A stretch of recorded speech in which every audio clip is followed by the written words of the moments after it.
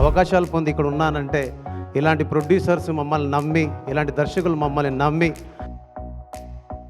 ఎన్ని రాత్రులు, ఎన్ని పగళ్ళు, ఎన్ని సంవత్సరాలు ఇవాళ 5 వేళ్ళు ఇలా కడుపులో ఇలా నోట్లో వెళ్తున్నాయంటే దానికి కారణం ఒక నిర్మాత, ఒక దర్శకుడు, ఒక హీరో.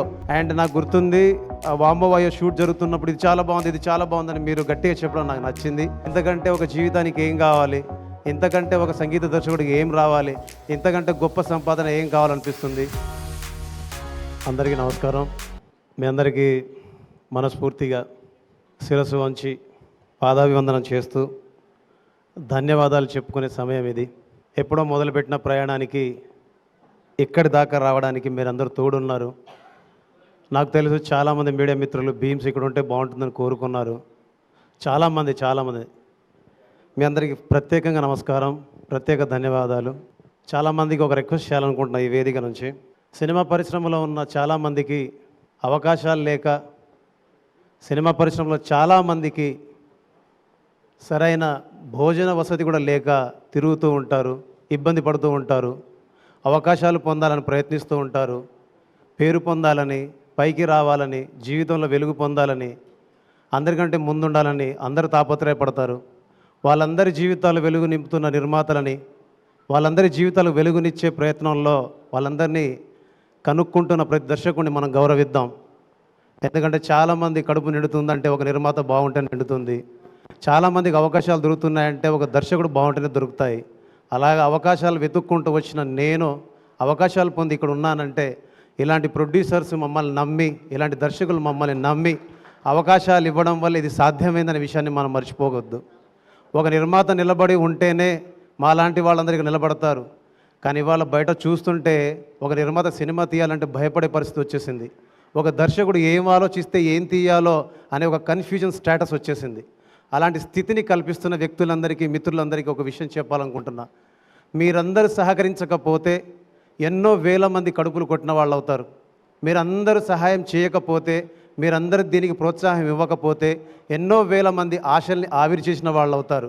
విమర్శ ఉండొచ్చు, మీ నుంచి విమర్శ ఉండొచ్చు, మీ నుంచి మాకు ఒక సద్విమర్శ ఉంటే సంతోషిస్తాం. ఒక ప్రాజెక్టు మొదలవ్వడానికి, ఒక కథ సినిమా సెట్ ఎక్కడానికి, ఒక పాట బయటికి రావడానికి, అది హిట్ అవ్వడానికి ఎన్ని రాత్రులు, ఎన్ని పగళ్ళు, ఎన్ని సంవత్సరాలు, దాని వెనకాల ఎంత బరువు, ఎంత ఇబ్బంది ఉంటుందో మోసిన నాకు తెలుసు. కాబట్టి ఆ కష్టాన్ని భరించిన వాడిగా నాకు తెలుసు. కాబట్టి నవమాసాలు మోసి బిడ్డనకనే ఒక తల్లికి ఆ పురిటి నొప్పి ఎందుకు తెలుసు. కాబట్టి ఆ నొప్పి భరించిన వాడిగా మీ అందరికీ నా రిక్వెస్ట్ మాత్రమే చేస్తున్నాను తప్ప నేను ఎవరిని విమర్శించాలనో, ఎవరికి ఏదో సలహా ఇవ్వాలని నేను చెప్పట్లేదు. ఇవాళ మనందరం ఇక్కడ కూర్చున్నాం. ఇవాళ 5 వేళ్ళు ఇలా కడుపులో ఇలా నోట్లో వెళ్తున్నాయంటే దానికి కారణం ఒక నిర్మాత, ఒక దర్శకుడు, ఒక హీరో. వీళ్ళందరూ బాగుంటేనే మనం బాగుంటామని ఒక మాట గుర్తు పెట్టుకోండి ప్లీజ్. మీరు చేసే విమర్శ సద్విమర్శలా ఉంటే బాగుంటుంది. కానీ అది ఎలా ఉంటుందంటే చాలా తీసిపడేసే విధంగా, చాలా తీసిపడేసే విధంగా ఉంటుంది. అది సరైన పద్ధతి కాదని నాకు అనిపించింది. మీరందరూ ఒకసారి దాన్ని క్రాస్ చెక్ చేసుకోవాలని మనస్ఫూర్తిగా కోరుకుంటున్నాను. ఎవరి మనసుని నొప్పించి ఉంటే ప్రేమతోనే దాన్ని క్షమించండి తప్ప దీన్ని కూడా విమర్శలా తీసుకోవద్దని నేను రిక్వెస్ట్ చేస్తున్నాను. అండ్ ఈ సినిమా విషయంలో నేను ఫస్ట్ మాట్లాడాల్సింది కిషోర్ తిరుమల సార్. నాకు తిరుపతి వెళ్ళే అవకాశం లేకుండానే ఆయనే వచ్చేసారు తిరుపతి నుంచి. నేనేదో సరదాగా చెప్పట్లేదు.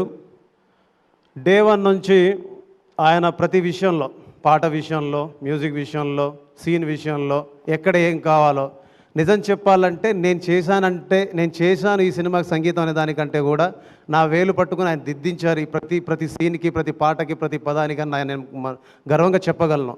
బికాజ్ అంత క్లారిటీ ఉన్న డైరెక్టర్. ఇన్నాళ్ళు ఎందుకు కలిసి పని చేయలేకపోయాను, ఎందుకు మిస్ అయ్యాను, ఎక్కడ మిస్ అయ్యాను అనుకునేవాడిని. బట్ ఈరోజు కలిసి పనిచేసి సంక్రాంతికి ఒక బ్లాక్ బస్టర్ని ఆయనతో కలిసి నేను పొందగలిగాను. Thank you so much sir. మీ ఎవరికి తెలియదు ఆయన హెల్త్ ఇష్యూస్ ఎంత ఇబ్బంది పడ్డారంటే, చాలా జ్వరం వచ్చిన, మీరు చూసారో లేదో డ్యాన్స్ వేశారని, ఆయన డ్యాన్స్ చేస్తే వైరల్ అయిందని మీరు అందరూ అనుకుంటున్నారు. కానీ ఆయనకు వైరల్ ఫీవర్ ఉండే అప్పుడు. సో అక్కడ అంటే ఎలాంటి సిచ్యువేషన్ ఉంటుందంటే మాట్లాడడానికి కానీ, ఎవరి గురించి చెప్పడానికి కానీ ఇబ్బంది పడే సందర్భంలో కూడా వచ్చి సినిమా కోసం నిలబడి ఈ సినిమా ఆడాలి, నిలబడాలి, ముందుకెళ్ళాలి అని ఆయన పడ్డ తాపత్రయం ఉంది చూడు, ఆ తాపత్రయమే ఈరోజు గెలుపుకు కారణం నేను బలంగా నమ్ముతున్నాను. రెండో విషయం, మొదటి వ్యక్తి కిషోర్ తిరుమల సార్ అయితే, మొట్టమొదటి వ్యక్తి మా సుధాకర్ సార్. ప్రతిరోజు వచ్చేవారు, వచ్చి ఆయనకు నచ్చింది ఏంటిది, నచ్చింది ఏంటిది, ఎక్కడ మార్చాలి, ఏం మార్చాలి, ప్రతిదీ దగ్గరుండి కూర్చొని ఇలా ఇలా ఉంటే బాగుంటుందని నాకు సలహాలు సూచనలు చేస్తూ, ప్రతి విషయంలోనూ ఒక సహాయాన్ని సహకారాన్ని అందిస్తూ ఒక ముందుండి నడిపించినటువంటి వ్యక్తి Sudhakar sir. Sir, first time మీ బ్యానర్లో చేశాను, మళ్ళీ మళ్ళీ చేయాలనుకుంటున్నాను, మీకు అవకాశం ఉన్నప్పుడు నాకు చెప్పండి, నాకు అవకాశం వచ్చిందని తీసుకుంటాను. Thank you so much. And మా మ్యూజిక్ టీంలో వస్తే చెప్పుకోవడానికి ఫస్ట్ చెప్పాల్సిన వ్యక్తి స్వాతిరెడ్డి గారు. అమ్మ, మీకు మనస్ఫూర్తిగా నా థ్యాంక్స్. మీరు యూకేలో ఉంటారు, లండన్లో ఉంటారు, మీరు చాలా బిజీ ఉంటారు బిజినెస్లో. బట్ నేను అడగగానే, మీకు ఎప్పుడో నేను చేసి ఇచ్చిన పాటని నేను అడగగానే మీరు ఈ సినిమా కోసం, రవిదేవ్ సార్ కోసం నేను ఇచ్చేస్తానండి అని చెప్పేసి వాళ్ళు వీడియో మొత్తం షూట్ చేసి కూడా, ఒకసారి రండమ్మ, వాళ్ళు వీడియో మొత్తం షూట్ చేసి కూడా ఆ వీడియోని మొత్తం ఆపేసి, నేను ఈ సినిమాకు బాగుంటుందని చెప్పేసి మేము అడగగానే మాకు ఈ పాట ఇచ్చారు. ఆ పాట ఈరోజు మీ వల్ల, మీరు పాడటం వల్ల చాలా పెద్ద హిట్ అయింది. అలాంటి హిట్ పాటను పాడినందుకు, మాకు ఇచ్చినందుకు మీకు స్పెషల్ థ్యాంక్స్ అమ్మ.